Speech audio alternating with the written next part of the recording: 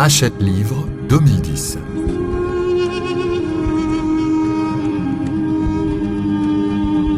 Les Misérables, tome 1.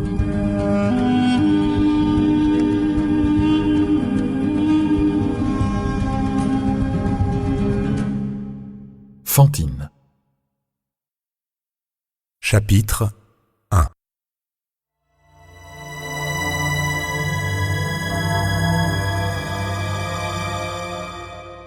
Myriel. En 1815, M. Charles-François Bienvenu Myriel est évêque de Digne depuis 1806. C'est un homme de 75 ans. Il est arrivé à Digne avec mademoiselle Baptistine, sa sœur. Cette vieille fille a 10 ans de moins que lui. C'est une personne longue, mince, douce. Elle n'a jamais été jolie. Elle a de grands yeux toujours baissés. Madame Magloire, leur servante, a le même âge que mademoiselle Baptistine.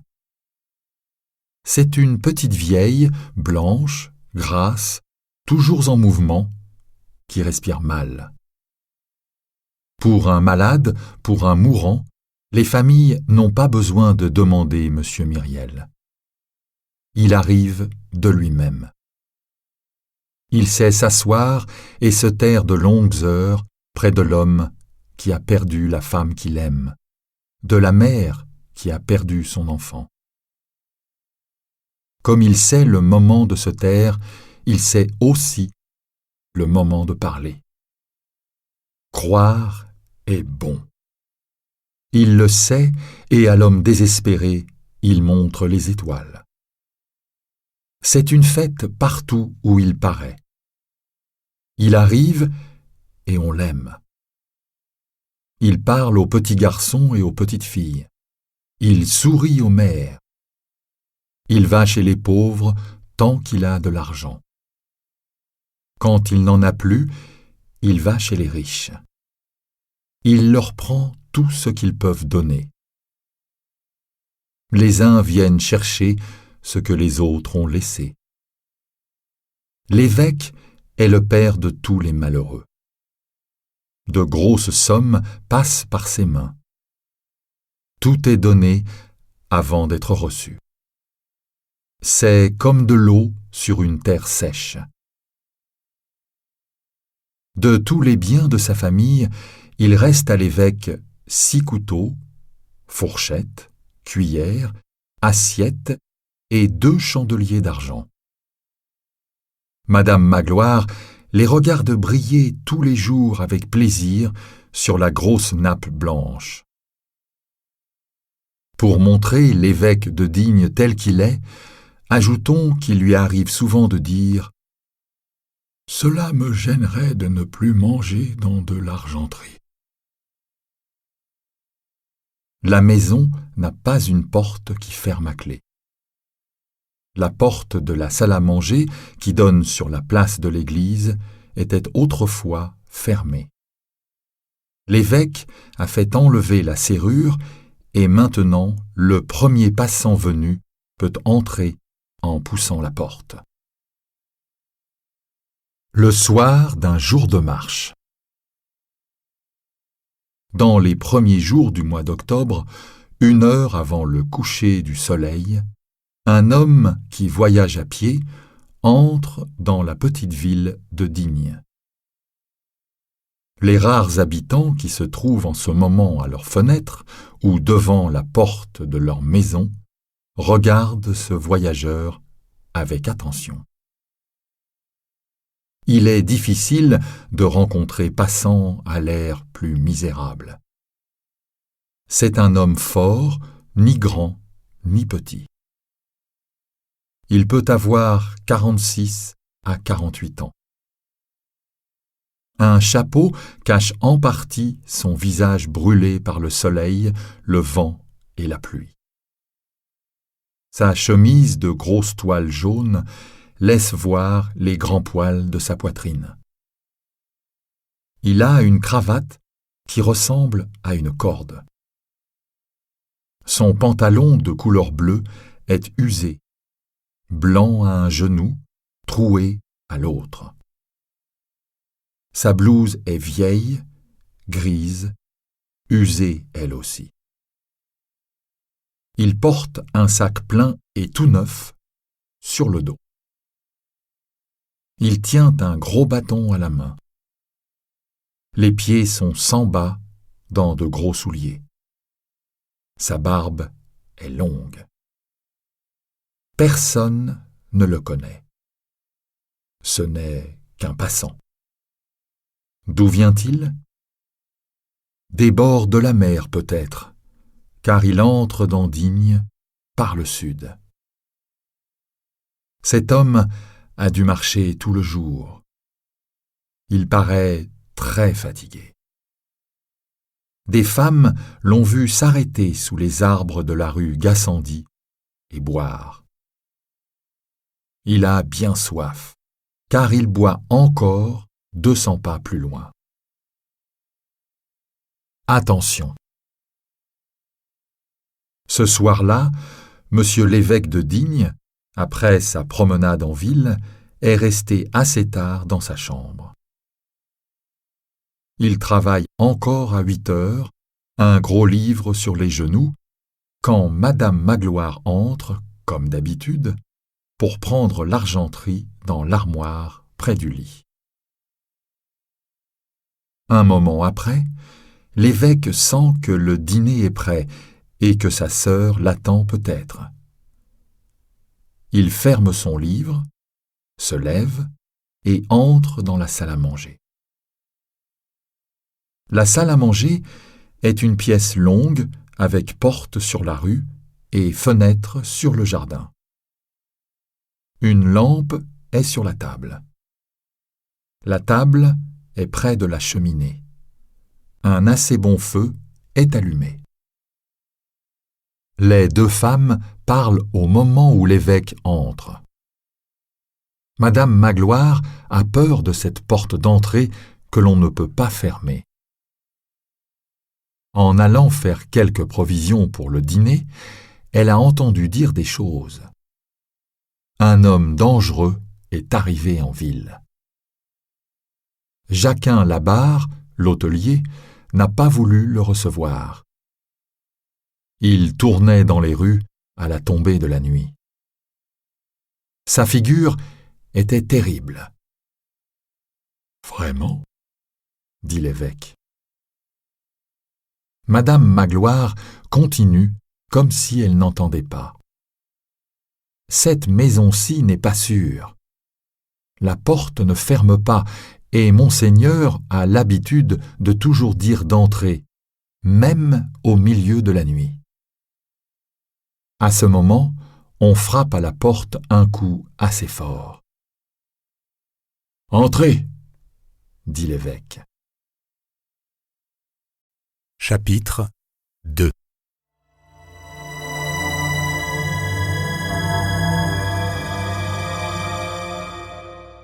Savoir obéir. La porte s'ouvre. Elle s'ouvre toute grande, poussée avec force. Un homme entre. Cet homme, nous le connaissons déjà. C'est le voyageur que nous avons vu tout à l'heure arriver à Digne. Il entre, fait un pas et s'arrête, laissant la porte ouverte derrière lui. Il a son sac sur l'épaule, son bâton à la main, l'air fatigué et décidé à la fois. Le feu de la cheminée l'éclaire. Madame Magloire n'a pas même la force de jeter un cri. Elle reste la bouche ouverte. Mademoiselle Baptistine se retourne, aperçoit l'homme qui entre, se lève à demi, puis elle regarde son frère. Son visage redevient doux. L'évêque regarde l'homme d'un œil tranquille. Il ouvre la bouche, sans doute pour demander au nouveau venu ce qu'il désire. Au même moment, cet homme pose ses 2 mains à la fois sur son bâton, promène son regard tour à tour sur le vieil homme et les femmes, et dit d'une voix forte : « Voici, je m'appelle Jean Valjean. J'ai passé 19 ans en prison. Je suis libre depuis 4 jours et je vais à Pontarlier. Aujourd'hui, j'ai fait 36 kilomètres. Ce soir, en arrivant dans ce pays, j'ai été dans un hôtel. On m'a renvoyé. J'ai été à un autre hôtel. On m'a dit « Va-t'en ». Personne n'a voulu de moi. J'ai été à la prison. On ne m'a pas ouvert. J'ai voulu coucher sur la paille d'un chien. Le chien m'a mordu et m'a chassé comme s'il était un homme. On dirait qu'il savait qui j'étais. Je suis allé dans les champs. Il n'y avait pas d'étoiles. J'ai pensé qu'il pleuvrait et qu'il n'y aurait pas de bon Dieu pour empêcher de pleuvoir. Je suis rentré dans la ville pour coucher le long d'une porte. Une bonne femme m'a montré votre maison et m'a dit « Frappe-la ». J'ai frappé. Qu'est-ce que c'est ici ? Êtes-vous un hôtel ? J'ai de l'argent. 109 francs. Je les ai gagnés en prison par mon travail en 19 ans. Je paierai. Je suis très fatigué. J'ai faim. Voulez-vous que je reste ? Madame Magloire, dit l'évêque, vous mettrez une assiette de plus. L'homme fait 3 pas vers la lampe sur la table. « Tenez » répond-il comme s'il n'avait pas bien compris. « Ce n'est pas ça. Avez-vous entendu ? Je suis un ancien prisonnier. Je sors de prison. » Il tire de sa poche une grande feuille de papier. « Voilà mon permis de voyage. Je dois le montrer dans toutes les mairies des villes où je m'arrête.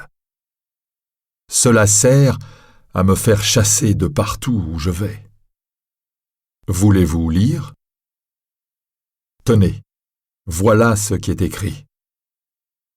Jean Valjean, libre, né à, est resté 19 ans prisonnier.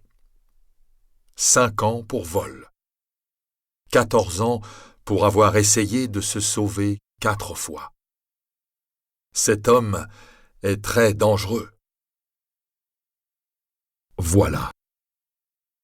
Tout le monde m'a jeté dehors. Voulez-vous me recevoir, vous ? Est-ce un hôtel ? Voulez-vous me donner à manger et à coucher ? Madame Magloire, dit l'évêque, vous mettrez des draps blancs au lit de la chambre d'amis. Puis, il se tourne vers l'homme. Monsieur, asseyez-vous et chauffez-vous, dit-il. Nous allons bientôt dîner. On fera votre lit pendant ce temps. Vous pouviez ne pas me dire qui vous étiez, reprend l'évêque. Ce n'est pas ici ma maison.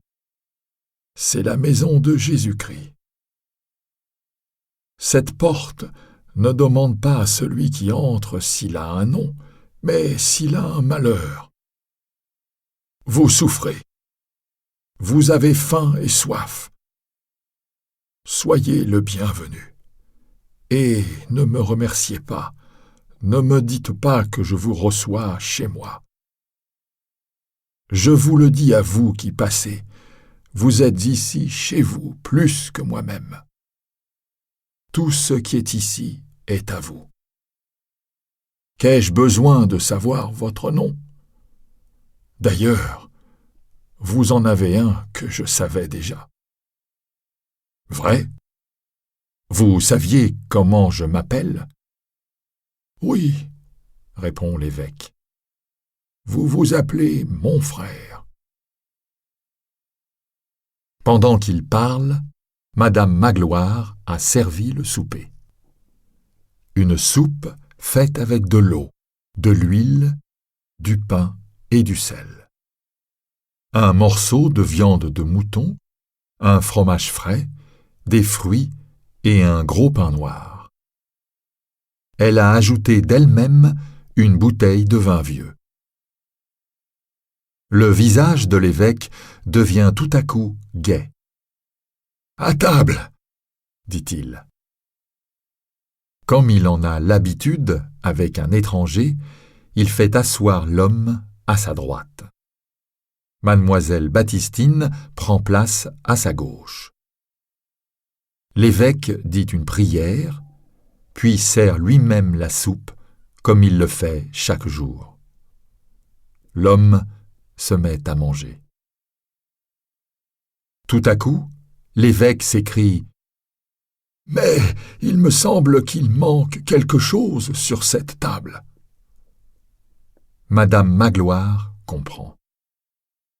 Elle va chercher les 6 couteaux, fourchettes et cuillères d'argent, les 2 chandeliers, et elle les place, comme d'habitude, devant les 3 personnes en train de dîner.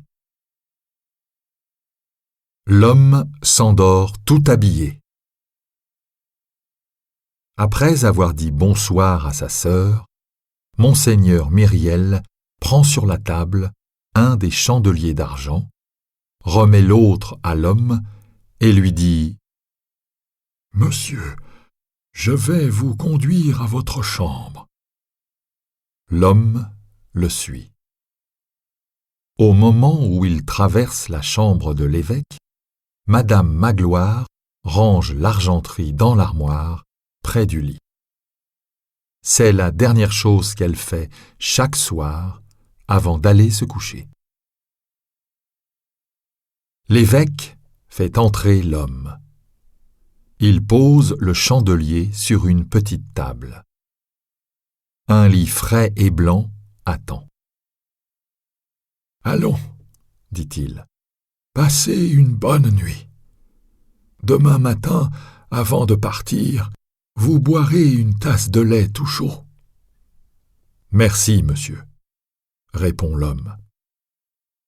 Puis, tout à coup, quelque chose se passe en celui-ci. Il se tourne vers l'évêque, le regarde avec haine et dit d'une voix dure « Ah, ça vraiment, vous osez me loger chez vous, près de vous, comme cela ?» Il rit et ajoute « Avez-vous pensé à ce que vous faites? Qui vous dit que je n'ai pas tué, que je ne vais pas recommencer ?» L'évêque répond « Cela regarde le bon Dieu. » Et lentement, en remuant les lèvres comme quelqu'un qui prie, il lève la main droite et fait le signe de la croix au-dessus de la tête de l'homme. Puis, sans regarder derrière lui, il sort de la chambre.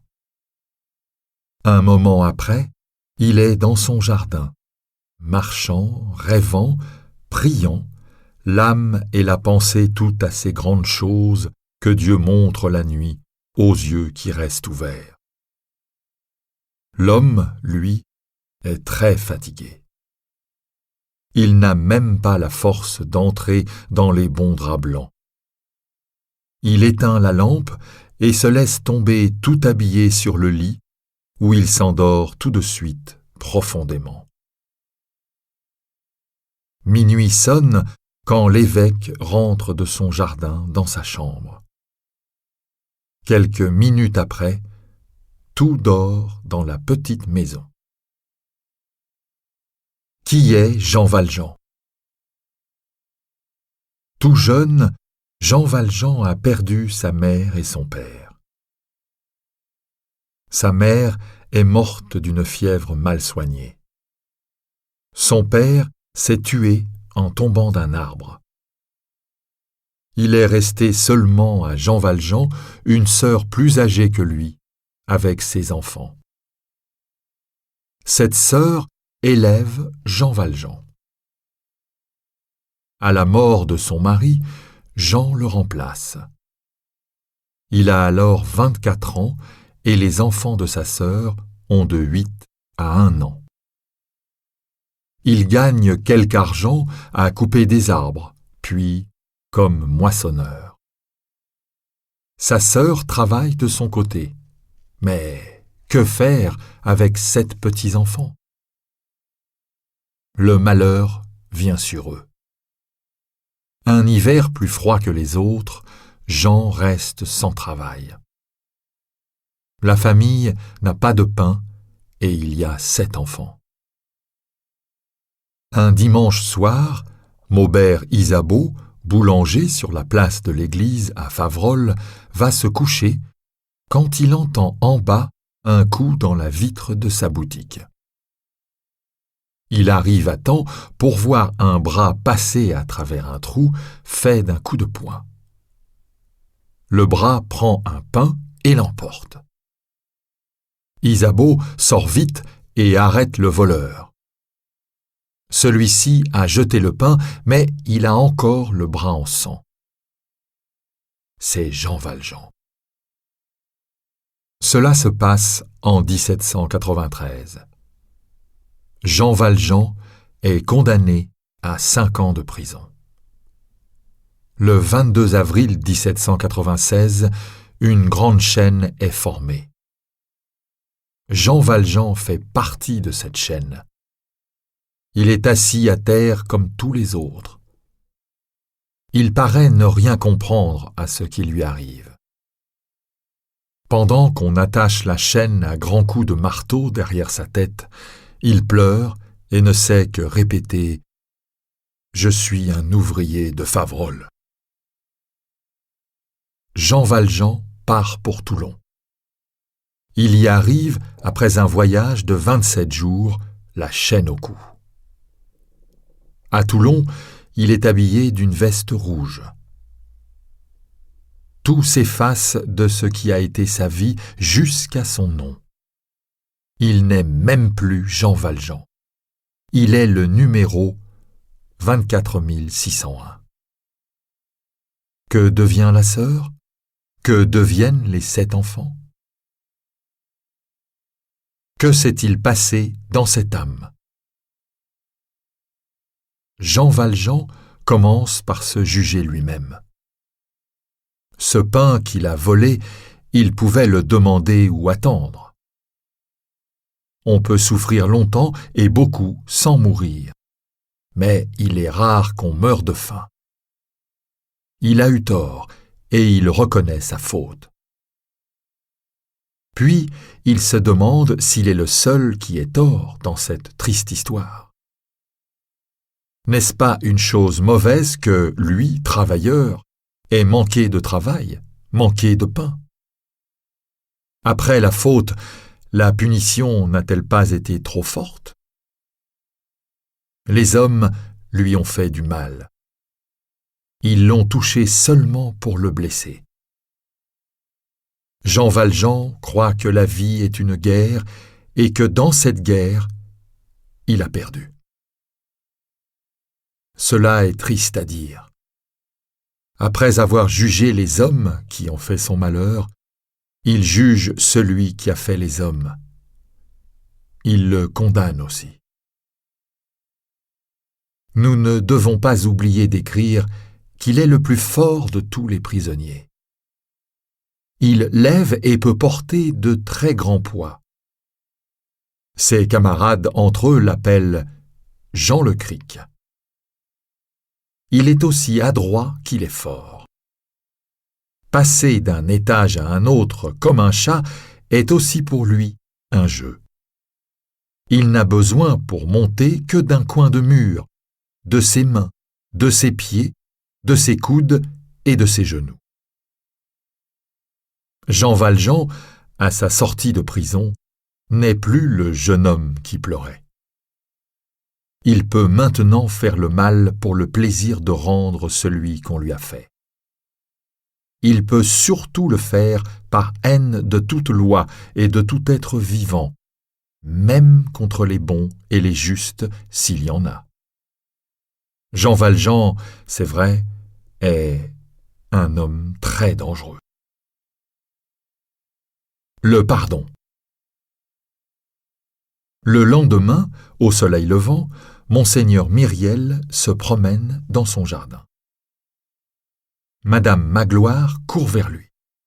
« Monseigneur, Monseigneur !» crie-t-elle. « Savez-vous où est le panier d'argenterie ?»« Oui, » dit l'évêque. « Dieu est bon, » répond-elle. « Je ne savais pas ce qu'il était devenu. » L'évêque vient de ramasser le panier dans l'herbe.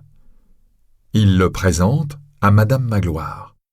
« Le voilà. »« Eh bien, dit-elle, rien dedans. Et l'argenterie ?»« Ah, répond l'évêque. C'est donc l'argenterie qui vous occupe. Je ne sais pas où elle est. Grand bon Dieu! Elle est volée. C'est l'homme d'hier soir qui l'a volée. L'évêque reste silencieux un moment, puis il dit à Madame Magloire, avec douceur, « Et d'abord, cette argenterie était-elle à nous ?» Madame Magloire reste muette. Il y a encore un silence, puis l'évêque continue. « Madame Magloire, j'avais depuis longtemps cette argenterie. Elle devait aller aux pauvres. Qui était cet homme? Un pauvre, c'est sûr. » À ce moment, on frappe à la porte. « Entrez !» dit l'évêque. La porte s'ouvre. Un groupe apparaît. 3 hommes en tiennent un 4e. Les 3 hommes sont des gendarmes. L'autre est Jean Valjean. Monseigneur Myriel s'avance vers lui aussi vite que son grand âge le lui permet. « Ah, vous voilà !» s'écrie-t-il en regardant Jean Valjean. « Je suis bien content de vous voir.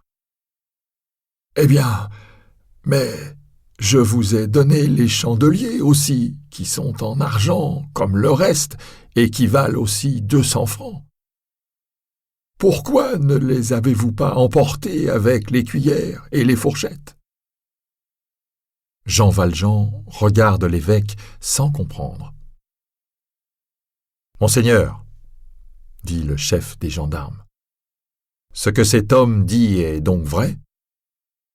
Il passait. Nous l'avons arrêté pour voir. Il avait cette argenterie. » « Et il vous a dit qu'elle lui a été donnée par un vieux prêtre dans une maison où il a passé la nuit. Et vous l'avez ramené ici. Vous vous êtes trompé. »« Alors, répond le gendarme, nous pouvons le laisser aller ? » ?»« Sans doute, répond l'évêque. Les gendarmes laissent aller Jean Valjean qui recule. « Est-ce que c'est vrai qu'on me laisse ?» dit-il d'une voix sourde, et comme s'il parlait dans son sommeil. « Oui, on te laisse. Tu n'entends donc pas ?» dit un gendarme. « Mon ami, reprend l'évêque, avant de vous en aller, voici vos chandeliers. Prenez-les. » Et il les apporte lui-même à Jean Valjean. Celui-ci les prend. Il a l'air de ne pas comprendre encore ce qui lui arrive. Il est comme un homme qui va tomber. L'évêque vient à lui et dit à voix basse : « Maintenant, allez en paix, mais n'oubliez jamais que vous devez employer cet argent à devenir un homme bon. »